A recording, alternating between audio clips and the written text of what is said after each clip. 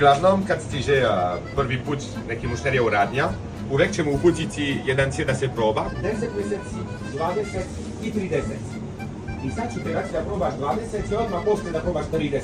Nekako Conte u Francuska je ono što je vama pirotski kaškavalj. Nekako porodična rešenje, svi što znamo od detinjstva. Izvoli.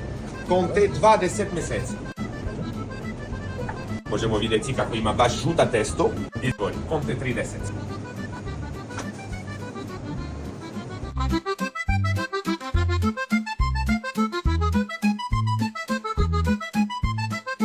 Kao što kažu u Francuzi, a bientôt.